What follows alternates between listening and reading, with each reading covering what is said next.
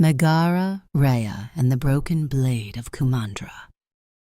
The sun cast long shadows across the ancient temples of Kumandra as Megara made her way through the overgrown ruins. Her curiosity had led her far from Greece, following whispered tales of a magical golden sword that bore striking similarities to weapons wielded by the gods of her homeland. In a crumbling temple, she found what she sought, or rather, a piece of it. The broken remnants of a magnificent blade lay on a dusty altar, its golden surface still gleaming despite the centuries of abandonment. Local villagers spoke of the weapon's history in hushed, reverent tones. It was said to have been wielded by a great warrior who fought alongside the mighty dragons of Kumandra. But time had scattered its pieces across the land. Recognizing that she would need help navigating this unfamiliar territory, Megara sought out Raya, the legendary guardian of the dragon gem, whose knowledge of Kumandra's secrets was unmatched. Raya, intrigued by the mystery and concerned about such a powerful artifact being discovered, agreed to help. Together they began their quest, following ancient maps and solving riddles that led them through forgotten temples and hidden valleys. Each fragment of the sword was protected by clever trials, tests that required more than just strength to overcome. Their journey didn't go unnoticed. A warlord named Kazu, whose ambition was matched only by his cunning, pursued them relentlessly. He believed the sword could grant immortality, a power he desperately craved. While Raya's combat skills kept their enemies at bay, Megara's quick wit helped them stay one step ahead, laying false trails and crafting clever diversions. In a moonlit temple deep within Heartlands, they recovered another piece of the sword. As Megara examined it, she noticed inscriptions that told a different story than the one they'd heard. The blade hadn't been a weapon of war, but rather an instrument of peace. Its true power lay in its ability to unite people, not destroy them.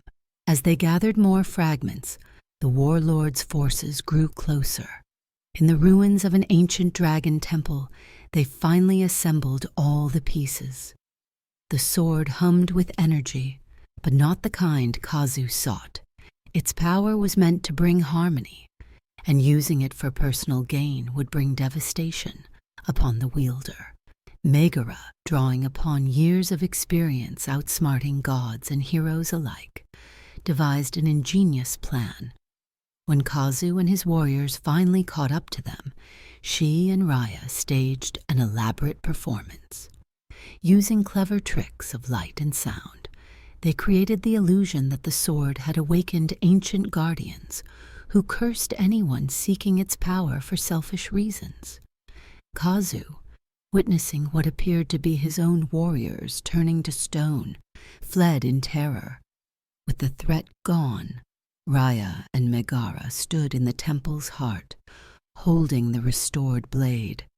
Though its power was real, they understood that some things were better left as symbols than weapons. Together they created a new resting place for the sword, ensuring it would inspire future generations to seek unity rather than power. Before parting ways, Megara and Raya shared a knowing smile. They had each learned from the other, Raya gaining an appreciation for solving problems with wit rather than weapons, and Megara understanding the deeper wisdom of Kumandra's ancient ways. With a characteristically sarcastic wink, Megara told Raya that if she ever needed help outsmarting another warlord, or wanted to see how they party in Greece, she knew where to find her. The golden sword remained in its temple, not as a weapon to be wielded, but as a reminder that true strength often lies not in the power we possess, but in the wisdom to know how best to use it. And so began the legend of how a clever Greek and a fierce guardian of Kumandra proved that the greatest victories sometimes come not from the blade, but from the mind. Subscribe now and step into a new story where fairy tales come with a twist.